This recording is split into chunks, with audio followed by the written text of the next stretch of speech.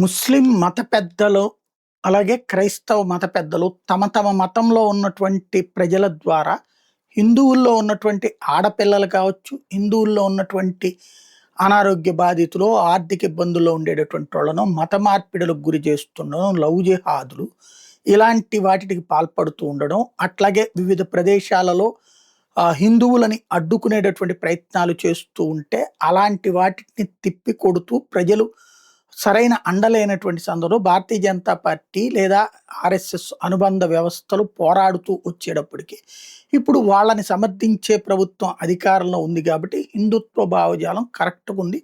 ఒకప్పుడు నోరు తెరిస్తే ఏమవుతుందో అన్న భయం నుండి నోరు తెరిచి మాట్లాడగలిగిన సాహసం హిందువులకు వచ్చింది. ఇప్పుడు కష్టపడుతున్నారు, హిందుత్వాన్ని పరిరక్షించుకుంటున్నారు. ఈ హిందుత్వ ఎజెండాని ఇప్పుడు తమకు అనుకూలంగా రాజకీయంగా మలుచుకునేందుకు ఆనాడు తిరుమల తిరుపతి దేవస్థానానికి సంబంధించిన అంశం ఇక్కడ హిందువుల మనోభావాల్ని గాయపరుచుకుంటూ ఏది ముస్లిం క్రైస్తవ సంఘాలు కూడా చెయ్యనంత విధంగా ప్రసాదాన్ని గురించి తప్పుడు ప్రచారం చేస్తూనే ఉన్నారు. టాయిలెట్ కలిపినటువంటిది, టాయిలెట్ సంబంధించినటువంటి యాసిడ్తో లడ్డూ తినేస్తారు జనాలు, లేకపోతే గనక నెయ్యే లేని దాంతో నెయ్యితో లడ్డూ తయారైపోతుంది చెప్తున్నారు, వింటున్నాం. ముందు మాంసం అన్నారు, రకరకాలైపోయింది. ఇంకా వింటున్నాం. 5 సంవత్సరాలు తిన్న భక్తులందరికీ తమ మీద తమకే అనుమానం తెప్పించే ప్రయత్నం చేశారు. ఇప్పుడు తాజాగా అన్ని ఆలయాలు అన్నారు.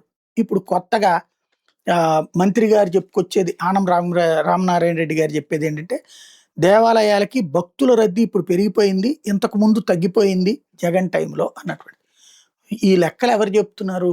మనం రాసుకునేదా? అప్పుడు దర్శనాలకు అందరు వెళ్ళారు.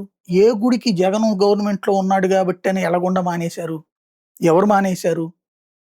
ఎందుకు మనం ఈ విధంగా పదే పదే దేవుళ్ళని తీసుకొచ్చి రాజకీయాలకు వాడుతున్నాం? కొంచెం ఆలోచించండి. గుడికి వెళ్ళేటటువంటి వాడు ఎవడూ ఆగలేదు, అప్పుడైనా ఇప్పుడైనా. ప్రసాదాలు అప్పుడు తింటున్నారు, ఇప్పుడు తింటున్నారు. అక్కడక్కడ లోపాలు అప్పుడు వస్తాయి, ఇప్పుడు వస్తాయి. దాన్ని తీసుకొచ్చి రాజకీయాలకి వాడుకునేటటువంటి క్రమం బ్రిటిష్ వాళ్ళు కావచ్చు, ముస్లిం రాజులు కావచ్చు, ఎవరూ చెయ్యనంత అపనమ్మకాన్ని ఆలయ వ్యవస్థ మీద సృష్టిస్తున్నాం.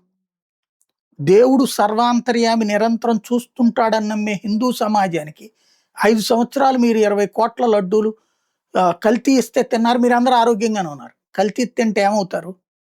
ఇప్పుడు పాలుగా తాగినటువంటి రాజమండ్రి వాళ్ళు ఏమయ్యారు? లేకపోతే ఇంకో చోట ఏమయ్యారు? అలాంటి దుర్భర పరిస్థితులు వస్తాయి.